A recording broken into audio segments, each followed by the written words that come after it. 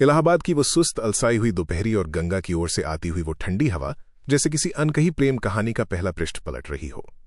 Doctor शुक्ल के घर के उस शांत अहाते में एक ऐसी भावना जन्म ले रही थी जिसका कोई सांसारिक नाम नहीं था, जिसे किसी सामाजिक बंधन या परिभाषा में नहीं बांधा जा सकता था।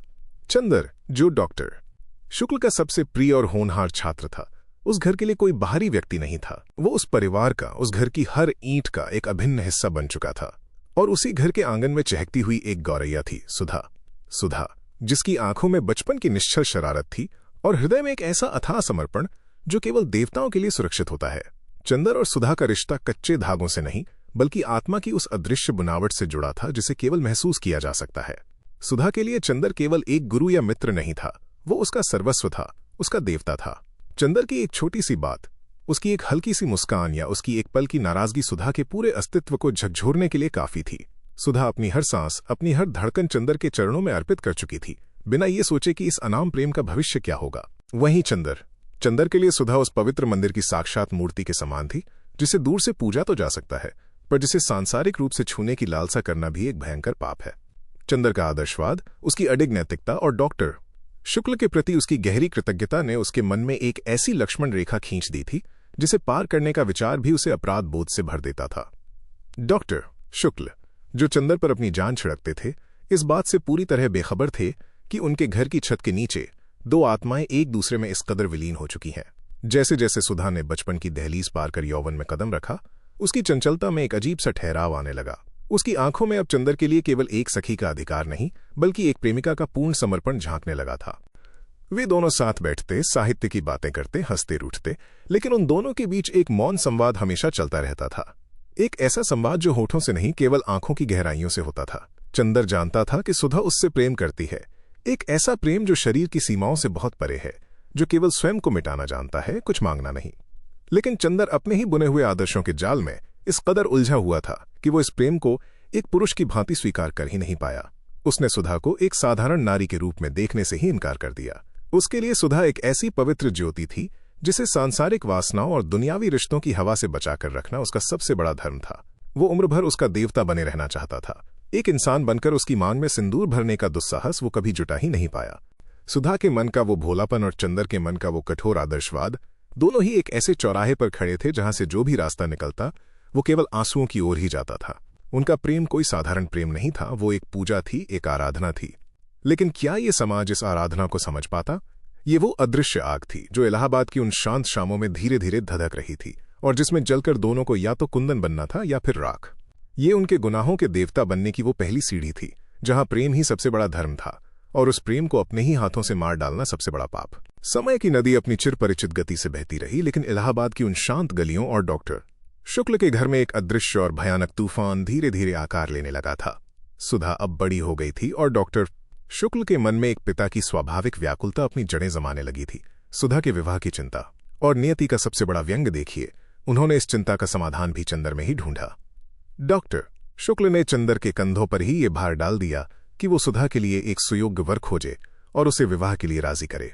चंदर के लिए ये क्षण उसके जीवन की सबसे क्रूर और सबसे अमानवीय परीक्षा का क्षण था। उसके उस खोखले आदर्शवाद और उसकी तथाकथित महानता ने उसे एक ऐसे अंधियारे दोराहे पर लाकर खड़ा कर दिया था जहां से आगे बढ़ने का अर्थ था अपने ही हाथों उस मासूम हृदय को कुचल देना जो केवल और केवल उसके लिए धड़कता था।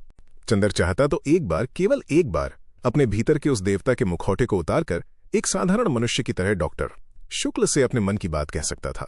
वो सुधा का हाथ मांग सकता था और कोई संदेह नहीं कि डॉक्टर शुक्ल सहर्ष उस रिश्ते को स्वीकार कर लेते। लेकिन यही चंदर का वो मिथ्या अहंकार, उसका वो देवता बने रहने का दंभ उसके मनुष्यत्व पर भारी पड़ गया। वो एक सांसारिक प्रेमी की तरह सुधा को अपनाकर अपने ही मन में गढ़ी हुई उस पवित्र और अलौकिक मूर्ति को कैसे तोड़ता।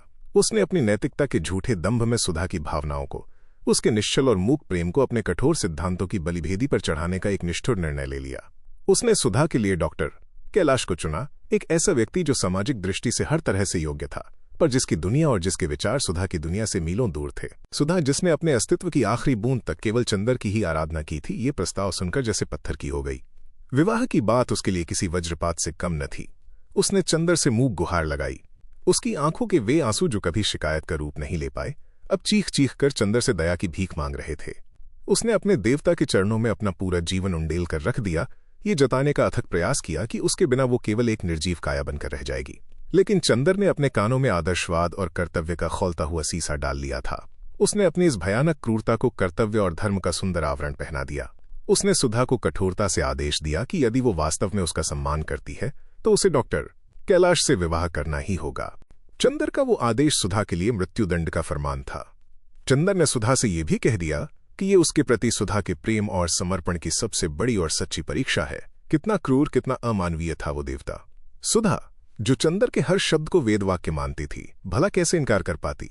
उसने अपने ही हाथों अपने अरमानों की चिता सजाई और हमेशा के लिए अपने होंठ से लिए।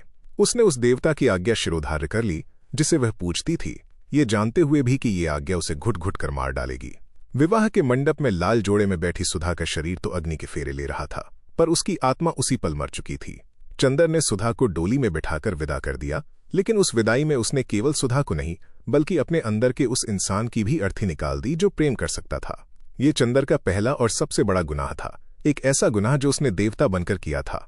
सुधा की विदाई के बाद इलाहाबाद की वो चिरपरिचित आबो हवा जैसे हमेशा के लिए वीरान हो गई। डॉक्टर शुक्ल का वो घर, जो कभी सुधा की चूड़ियों की खनक, उसकी अलहड़ हंसी और उसकी पायल की झंकार से गूंजता था, अब एक भयानक और श्मशानी सन्नाटे में डूब गया था। चंदर ने जिस कठोर आदर्शवाद और झूठे कर्तव्य की वेदी पर सुधा के धड़कते हुए हृदय की बलि चढ़ाई थी, वो वेदी अब उसे ही डसने लगी थी। अपने देवता होने का जो अभेद्य तिलिस्म उसने खुद रचा था, वो दरकने लगा था, और उसके भीतर एक ऐसा अंतहीन एकाकीपन, एक ऐसा भयावह खोखलापन घर कर गया था जिसे भरने की ताकत अब इस दुनिया की किसी शय में नहीं थी। चंदर अब एक जीती जागती लाश के समान भटक रहा था, जिसके पास सांसें तो थीं, पर जीने का कोई अर्थ नहीं बचा था। उधर मीलों दूर एक पराये घर के घुटन भरे माहौल में एक नितांत पराये इंसान के साथ बंधी सुधा तिल तिल कर मिट रही थी।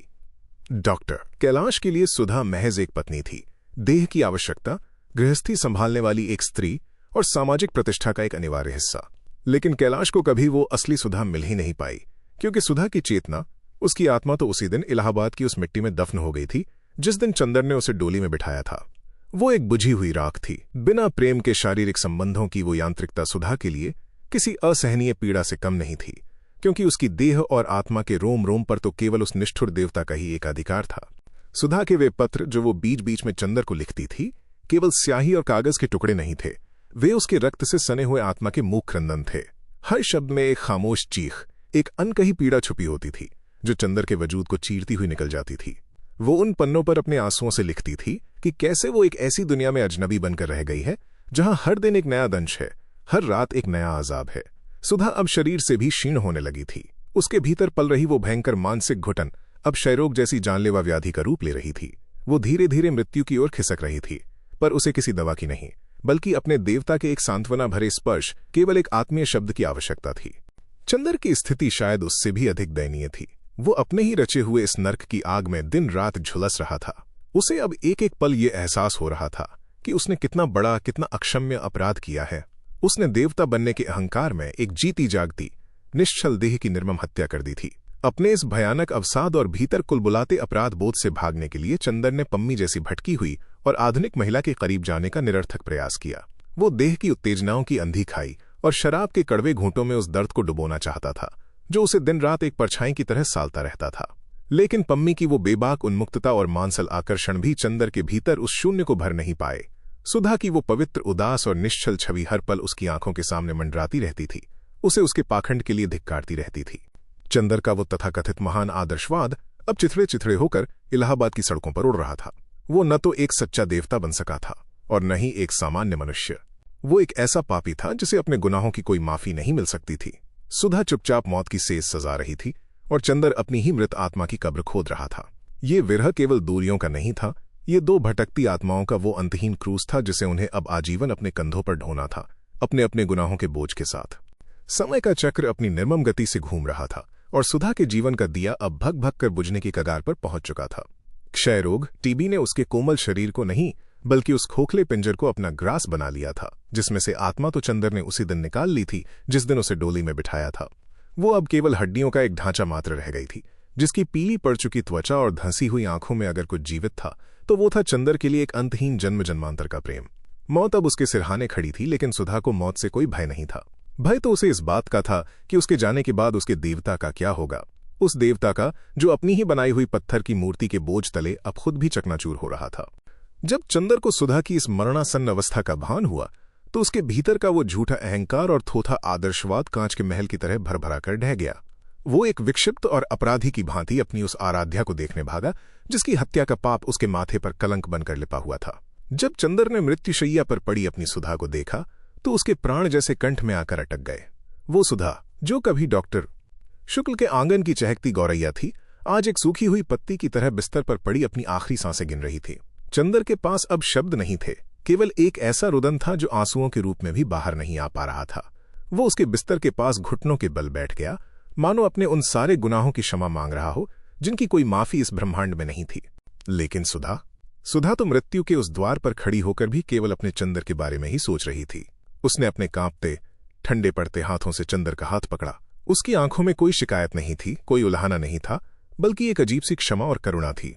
उस अंतिम बेला में जब इंसान केवल अपने लिए रोता है, सुधा ने चंदर से एक ऐसा वचन मांगा जिसने चंदर की आत्मा को तार तार कर दिया। उसने चंदर से कहा कि वो बिंती को अपना ले। बिंती जो सुधा की चचेरी बहन थी, जिसने सुधा की इस बीमारी में दिन रात एक मूक साधिका की तरह उसकी सेवा की थी और जो मन ही मन चंदर को अपना आराध्य मान बैठी थी। सुधा जानती थी कि उसके जाने के बाद चंदर इस अपराध बोध में घुट घुट कर खुद को खत्म कर लेगा, इसलिए मरते मरते भी वो अपने देवता के लिए जीने का एक बहाना, एक सहारा छोड़ जाना चाहती थी।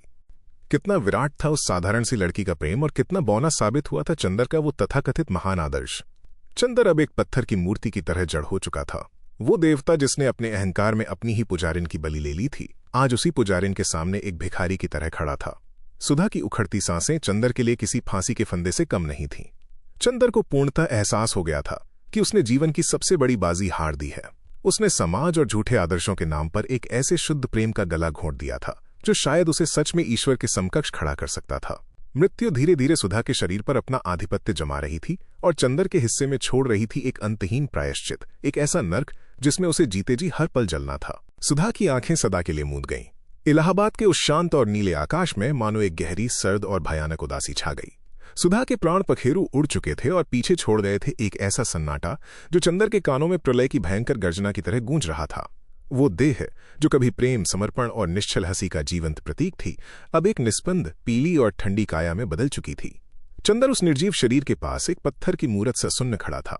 उसकी आंखों से आंसू की एक बूंद तक नहीं बह रही थी, क्योंकि जो पीड़ा वो महसूस कर रहा था वो आंसुओं की सीमित भाषा से बहुत दूर की बात थी। उसने अपने ही हाथों अपनी जिस आराध्या की चिता की नींव रखी थी, आज उसी की लपटों में उसे अपना पूरा वजूद, अपनी पूरी चेतना जलती हुई महसूस हो रही थी। सुधा का अंतिम संस्कार हो गया, लेकिन त्रिवेणी के तट पर जो राख उड़ी वो केवल सुधा के शरीर की नहीं थी। वो चंदर के उस मिथ्या आदर्शवाद, उस झूठे दंभ की राख थी जिसने 2 जिंदगियों को बेरहमी से निगल लिया था। गंगा और यमुना के पवित्र संगम पर जब चंदर ने अपने कांपते हाथों से सुधा की अस्थियां विसर्जित की तो उसे लगा जैसे उसने अपनी ही धड़कनों को, अपनी ही आत्मा को उस अथाह और गहरे पानी में सदा के लिए डुबो दिया हो।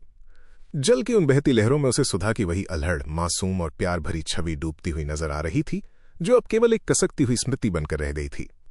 वो घाट की सीढ़ियों पर अकेला बैठा था, पूर्णतः हारा हुआ, भीतर तक टूटा हुआ और अपने अकल्पनीय अपराधों के बोझ तले दबा हुआ। ये वही इंसान था जिसने कभी अपनी कुंठाओं को नैतिकता का नाम देकर खुद को देवता समझने की भयंकर भूल की थी। अब उसके पास न तो इस अपराध बोध से भागने का कोई रास्ता था और न ही कहीं छिपने का कोई ठिकाना। लेकिन उस घोर दमघोंटू अंधकार में एक मध्यम सी लौ अभी भी टिमटिमा रही थी, बिंती। सुधा की मृत्यु के बाद जब चंदर के जीवन में केवल एक श्मशानी शून्यता बची थी, तब बिंती ने उस सूनेपन को अपनी मौन तपस्या से घेर लिया। वो चंदर के उस बिखरे हुए लहूलुहान वजूद को समेटने में लग गई जिसे सुधा के जाने के वज्रपात ने तार तार कर दिया था। बिंती का प्रेम सुधा की तरह मुखर, आवेगी या अधिकारपूर्ण नहीं था। वो एक गहरी, शांत और गंभीर नदी की तरह था जो बिना कोई शोर मचाए सब कुछ अपने सीने में समा लेती है। उसने मरती हुई सुधा को दिए गए उस वचन को अपना एकमात्र धर्म मान लिया था। चंदर, जो अब तक अपने देवता होने के भ्रम में जी रहा था, उसने जब अपनी पथराई आंखों से बिंती की ओर देखा तो उसे उस लड़की में सुधा की ही वो अंतिम इच्छा, वो असीम क्षमा और वो करुणा साक्षात खड़ी दिखाई दी। चंदर ने आखिरकार अपनी उस झूठी और जानलेवा महानता का लबादा उतार कर फेंक दिया। उसने अपने कांपते हाथों से बिंती का हाथ थाम लिया, लेकिन किसी विजेता या एक सामान्य प्रेमी की तरह नहीं, बल्कि एक थके हारे, पूर्णतः परास्त और प्रायश्चित की धधकती आग में जलते हुए पापी की तरह। ये मिलन किसी प्रेम कहानी का सुखद अंत नहीं था, बल्कि सुधा के प्रति चंदर की सबसे बड़ी श्रद्धांजलि और स्वयं उसके लिए नियति का दिया गया सबसे कठोर दंड था। चंदर को अब आजीवन बिनती के साथ रहते हुए भी सुधा की यादों और अपनी हत्यारी नैतिकता के उस भारी क्रूज को अपनी पीठ पर ढोना था। उसने उस दिन पूरी तरह से ये जान लिया था कि दुनिया और समाज की नजरों में वो भले ही एक त्यागी और आदर्श पुरुष रहा हो, लेकिन अपनी ही आत्मा की अदालत में वो केवल एक कायर और एक अपराधी था। प्रेम के नैसर्गिक प्रवाह को नकार कर कर्तव्य का वो झूठा और निर्मम मुखौटा पहनकर उसने जो पाप किए थे, उन्होंने ही अंततः उसे एक ऐसा देवता बना दिया था जिसकी पूजा फूलों और स्तुतियों से नहीं बल्कि आंसुओं, आहों और अंतहीन पश्चाताप से होती थी। वो सचमुच गुनाहों का देवता बन गया था, एक ऐसा अभागा देवता जिसका स्वर्ग उसकी अपनी ही रची हुई चिता की राख पर खड़ा था और जहां उसे अब युगों युगों तक केवल जलना था।